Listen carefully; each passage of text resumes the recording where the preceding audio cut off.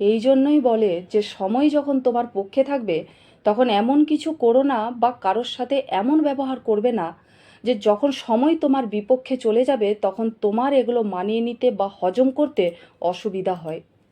এই মমতা ব্যানার্জিকে একটা সময় মানুষ সততার প্রতীক বলতো, আর আজকে 15 বছর পর চোর চোর শুনতে হচ্ছে। এখানেই স্পষ্ট যে মানুষের মনে কতটা ক্ষোভ সৃষ্টি হয়েছে।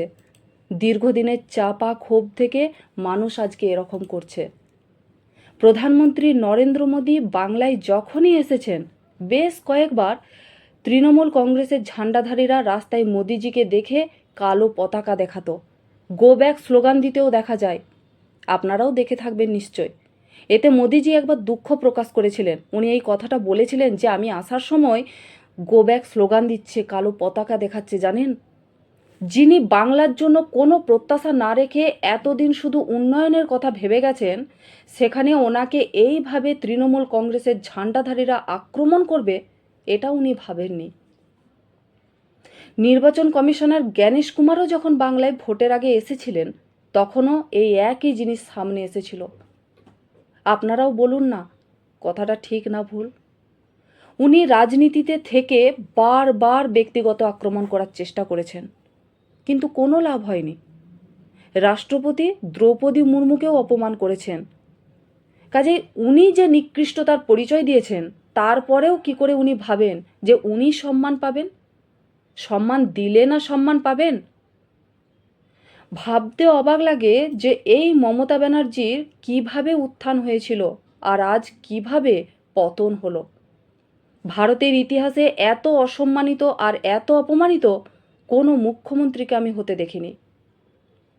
আর একটা জিনিস, রিপাবলিক বাংলার সাংবাদিক সন্তু পান যখন বলেছিলেন যে কয়লার টাকা কি গোয়ার নির্বাচনে ব্যবহার করা হয়েছিল ম্যাডাম, তখন সন্তু পানের মুখ বন্ধ করার জন্য ইনি কি না করেছেন। সাংবাদিকের অপরাধ ছিল মুখের ওপর সত্যটা বলে দিয়েছিলেন, এটাই হয়ে গেছিল ওনার দোষ। যতই সত্য হোক তবু নাকি সরকারকে কোনো প্রশ্ন করা যাবে না, এটাই নাকি ওই শাসক দলের নিয়ম। স্যার পঙ্কজ দত্তকে কি নির্মম মানসিক অত্যাচার করেছেন, অবশেষে স্যারের মৃত্যু পর্যন্ত হয়েছে। বাংলার মানুষ কি ভুলে যাবে বলুন তো? কাজেই সময় এসেছে, সব কিছুর হিসাব মানুষ কড়ায় গণ্ডায় উসুল করবে। সাংবাদিক সন্তু পান প্রশ্ন করার জন্য তাকে আইনের দ্বারস্থ করেছেন, তাহলে আজকে যে একাধিক মানুষ কোর্টের বাইরে আপনাকে দেখে চোর চোর স্লোগান দিল, তাদের কজনকে জেলে ভরবেন? কজনের বিরুদ্ধে আজ অ্যাকশন নেবেন? আপনি জানেন না যে রাজ্য চালানোর ক্ষেত্রে সরকারের যদি কোনো ভুল ত্রুটি থেকে থাকে তাহলে একাধিকবার প্রশ্ন উঠতে পারে। মানুষ প্রশ্ন করবে, তবে সেটা গণতান্ত্রিক উপায়ে।